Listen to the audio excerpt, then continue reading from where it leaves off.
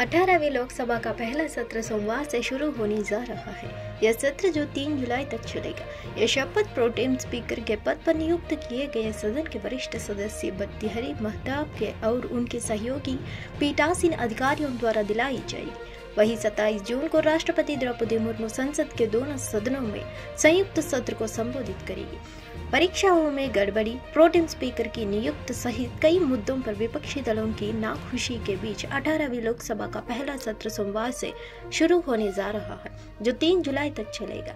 यह शपथ pro tem speaker के पद पर नियुक्त किए गए सदन के वरिष्ठ सदस्य भर्तृहरि महताब और उनके सहयोगी पीठासीन अधिकारियों द्वारा दिलाई जाएगी। हालांकि इससे पहले लोकसभा के प्रोटेम स्पीकर को राष्ट्रपति शपथ दिलाएंगे। विपक्षी दलों ने प्रोटेम स्पीकर पद पर सत्ता के सदस्य की नियुक्ति को लेकर विरोध किया है और कहा कि सदन में और भी वरिष्ठ सदस्य थे जिन्हें नियमों के तहत यह जिम्मेदारी दी जानी थी। करीब 10 दिन चलने वाले लोकसभा के इस पहले सत्र में 26 जून को लोकसभा अध्यक्ष के लिए चुनाव होगा। वहीं 27 जून को राष्ट्रपति द्रौपदी मुर्मू संसद के दोनों सदनों के संयुक्त सत्र को संबोधित करेगी।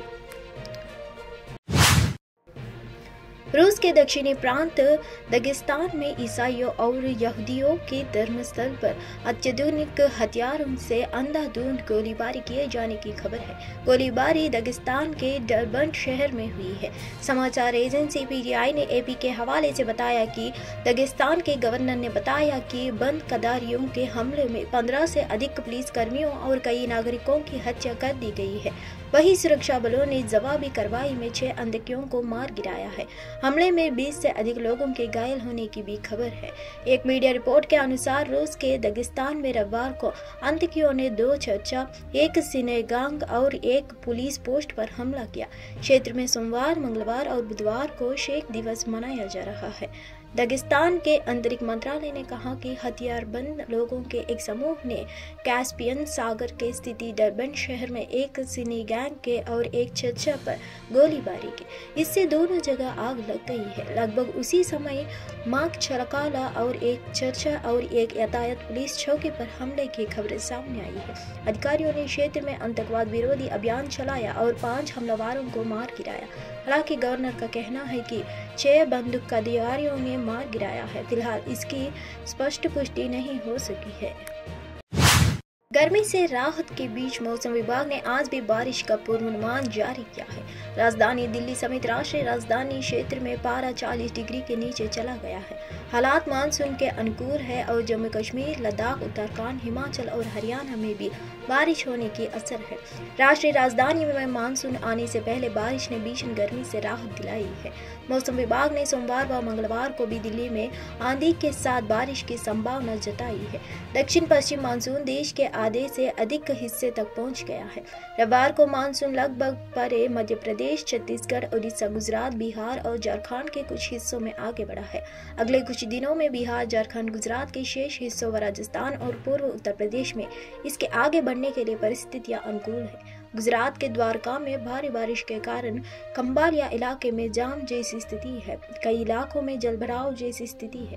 रविवार को दिल्ली के कुछ इलाकों में हल्की बारिश हुई है और दिन भर आसमान में बादल छाए रहे। इससे पारा गिरकर 40 डिग्री के नीचे आ गया है। राजधानी में अधिकतम तापमान 39.8 डिग्री, न्यूनतम 29.6 डिग्री दर्ज किया गया है। मौसम विज्ञान विभाग के अनुसार गंगा किनारे वाले बंगाल के क्षेत्र और उत्तर प्रदेश में 25 से 27 जून, उप हिमालयी बंगाल और सिक्किम में 24 जून और बिहार, झारखंड व उड़ीसा में अगले 5 दिनों तक आंधी के साथ हल्की से मध्यम वर्षा हो सकती है। सोमवार को सेंसेक्स में शुरुआती कारोबार के दौरान 400 अंकों की गिरावट दिखी। वहीं निफ्टी 23,400 के नीचे पहुंच गया है। सुबह 9:35 पर सेंसेक्स 316.10 अंक फिसलकर 76,903.35 पर पहुंच गया। दूसरी ओर निफ्टी 110.85 अंकों की गिरावट के साथ 23,390.25 के स्तर पर कारोबार करता दिखा। घरेलू शेयर बाजार में हफ्ते के पहले कारोबारी दिन कमजोर शुरुआत हुई है।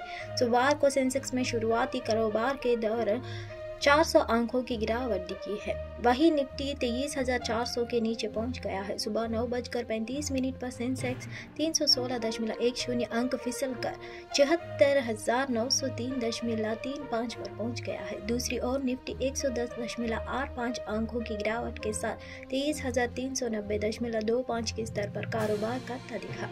इस दौरान डेल्टा कॉर्प के शेयरों में 7% की गिरावट दर्ज की गई है। वहीं सुजलान के शेयर 4% तक मजबूत हो गए। शुरुआती कारोबार में रुपया डॉलर के मुकाबले 12 पैसे मजबूत होकर 83.45 रुपये के लेवल पर पहुंच गया है।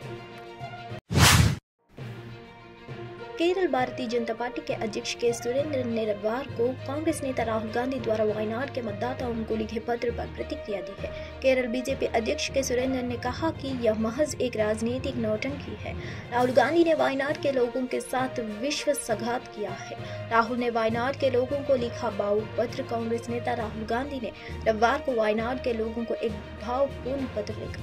उन्होंने कहा कि वायनाड के लोगों के वह अजनबी थे, फिर भी यहाँ के लोगों ने विश्वास किया। अपने पत्र में उन्होंने बताया कि वह वायनाड को अपने संसदीय क्षेत्र के रूप में छोड़ रहे हैं। वह लोकसभा संसद के रूप में उत्तर प्रदेश की रायबरेली सीट का प्रतिनिधित्व करेंगे। राहुल गांधी ने कई बयान दिए जो कभी सच नहीं हुआ। बीजेपी राहुल गांधी के इसी फैसले पर बीजेपी ने राजनीतिक नौटंकी बताया है। केरल बीजेपी अध्यक्ष सुरेंद्र ने कहा कि राहुल गांधी ने पहले ही वायनाड के लोगों के साथ विश्वासघात किया है। वे हमेशा कहते रहे हैं कि वायनाड मेरा दूसरा घर है, मेरा परिवार है। अब उस बयान के पीछे की मंशा स्पष्ट है। वे अपनी बहन को वहां लेकर आए, इसलिए उन्होंने यह सब अपने परिवार के सदस्यों के लिए कहा। यह भी एक नौटंकी है। लोग उन पर विश्वास नहीं करेंगे क्योंकि उन्होंने कई बयान दिए हैं, लेकिन वे कभी भी सच नहीं होते हैं। नीट यूजी की पुनः परीक्षा में सिर्फ 813 छात्रों ने ही भाग लिया है। 750 छात्र अनुपस्थित रहे हैं। चंडीगढ़ में 2 छात्रों की पुनः परीक्षा थी, लेकिन इनमें से कोई परीक्षा केंद्र नहीं पहुंचे हैं। हरियाणा में 207 छात्रों ने परीक्षा नहीं दी। सबसे अधिक मेघालय में 230 बच्चों ने परीक्षा नहीं दी। ग्रेस मार्क्स पाने की वजह से 1563 छात्रों की पुनः परीक्षा आयोजित की गई थी। नीट यूजी परीक्षा में समय की बर्बादी की वजह से ग्रेस मार्क्स पाने वाले 1563 छात्रों की पुनः परीक्षा 23 जून यानी रविवार को आयोजित की गई थी। हालांकि दोबारा परीक्षा देने सिर्फ 813 छात्र पहुंचे। 750 छात्र अनुपस्थित रहे हैं। सुप्रीम कोर्ट के आदेश के बाद इन छात्रों की दोबारा परीक्षा का आयोजन नेशनल टेस्टिंग एजेंसी ने किया। नेशनल टेस्टिंग एजेंसी ने हरियाणा, गुजरात, मेघालय, छत्तीसगढ़ और चंडीगढ़ के 7 परीक्षा केंद्रों पर पुनः परीक्षा आयोजित करवाई थी। चंडीगढ़ में 2 में से दोनों छात्र परीक्षा देने नहीं आए। छत्तीसगढ़ में 2 परीक्षा केंद्र बनाए गए थे। पहले में 185 में से 70 बच्चों ने परीक्षा नहीं दी। दूसरे में 417 में से 241 बच्चे अनुपस्थित रहे हैं। गुजरात के सूरत में एक परीक्षा केंद्र बनाया गया था। यहाँ एक बच्चे की पुनः परीक्षा थी और वह मौजूद रहा है।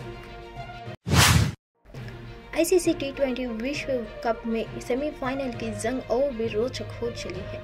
अब तक सुपर 8 में से सिर्फ एक टीम की जगह पक्की हुई है। इंग्लैंड की टीम ने अमेरिका के खिलाफ 10 विकेट की धमाकेदार जीत से अपने सेमीफाइनल का टिकट हासिल किया।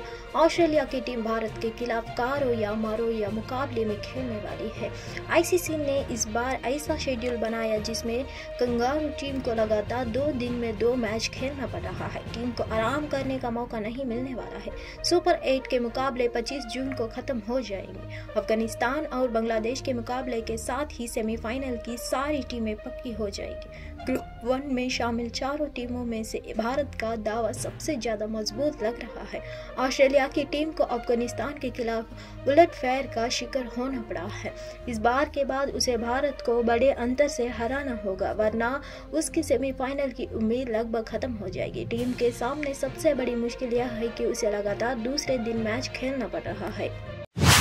जांच रिपोर्ट में एनटीए पर आंच नीट यूजी पेपर लीक मामले में गड़बड़ी पाए जाने के बाद एनटीए के चीफ सुवेद कुमार को हटाए जाने के पीछे बिहार पुलिस की आर्थिक अपराध शाखा की जांच बड़ी वजह मानी जा रही है, क्योंकि ईओयू ने अपनी जांच में बताया है कि हजारीबाग में परीक्षा केंद्र पर प्रश्न पत्र के स्टोरेज, हैंड ओवर और ट्रांसपोर्टेशन तक में लापरवाही बरती हुई है। रविवार को ईओयू ने प्रेस रिलीज के जरिए अब तक की पूरी जांच की जानकारी दी। साथ ही ईओयू ने अपनी रिपोर्ट में यह भी बताया है कि गिरफ्तार किए गए व्यक्तियों की इस पूरे मामले में क्या भूमिका रही है और कैसे अभ्यर्थियों तक पेपर पहुंचाए गए। साथ ही साइबर गैंग के माध्यम से उन सभी प्रश्नों के हल ढूंढकर छात्रों को रटवाए हुए हैं। ईओयू ने बताया कि एनटीए के द्वारा उपलब्ध कराए गए परीक्षा से संबंधित निर्धारित सुरक्षा मानकों, जिसमें प्रश्न पत्र की ट्रांसपोर्टेशन, स्टोरेज, हैंडओवर व टेक ओवर के मानक भी शामिल है, जिसके विश्लेषण से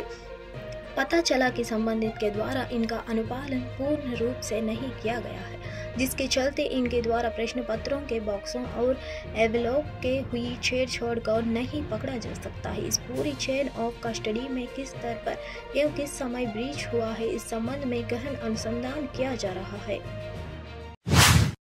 प्रधानमंत्री मोदी अपने अलग अंदाज के लिए जाने जाते हैं। वह लोकसभा चुनाव 2024 में तीसरी बार चुनाव जीतकर प्रधानमंत्री बन चुके हैं। 18वीं लोकसभा का पहला सत्र आज शुरू होगा। पहली और दूसरी बार जब मोदी पीएम बने तो विपक्ष इतनी कमजोर हो गई थी कि किसी भी मुद्दे पर सरकार विपक्ष पर हावी दिखती थी, लेकिन मोदी 3.0 की शुरुआत की सवाल उनसे हुई है। नीट धांधली से लेकर पेपर लीक और अब प्रोटेम स्पीकर की नियुक्ति पर सरकार सवालों में घर में है। बता दें कि साल 2014 में मनमोहन सरकार के खिलाफ जनता में काफी आक्रोश था, इसलिए दौरान नरेंद्र मोदी को बीजेपी की ओर प्रधानमंत्री पद का उम्मीदवार बनाया गया है। लोगों को उनमें से काफी उम्मीद नजर आई है। प्रचंड बहुमत के साथ मोदी प्रधानमंत्री बनकर संसद पहुंचे।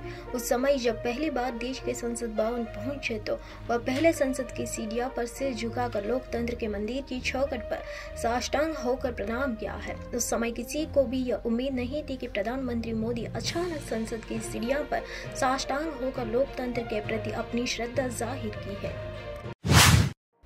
सोनाक्षी सिन्हा ने अपने मुंबई के बांद्रा अपार्टमेंट में 23 जून रविवार को एक प्राइवेट सेरेमनी में जाहिर इकबाल से शादी कर ली है। कोर्ट मैरिज के बाद न्यूली मैरिड कपल ने एक ग्रैंड रिसेप्शन रखा, जिसमें उनकी फैमिली के अलावा बॉलीवुड के सेलेब्स भी शामिल हुए। लिस्ट में सलमान खान, काजोल, रेखा, शानकी पांडे, सिद्धार्थ रॉय कपूर, अदिति राव हैदरी और सायरा बानू जैसे दिग्गज सितारों का नाम शामिल है। वहीं अब इस स्टार्स में भरे वेडिंग रिसेप्शन की तस्वीरें सामने आ गई है। पहली तस्वीर नए जोड़े यानी जाहिर इकबाल और सोनाक्षी सिन्हा की है। एक्ट्रेस ने जहां खूबसूरत रेड साड़ी पार्टी के लिए चुनी तो वहीं अपने ब्राइडल लुक को सिंदूर और लाल चूड़े से कंप्लीट किया है। वहीं दुल्हे राजा जाहिर इकबाल व्हाइट कुर्ता सेट में नजर आए हैं। इसके बाद दोनों ने पेपराजी के साथ खुशी से पोज दिया है।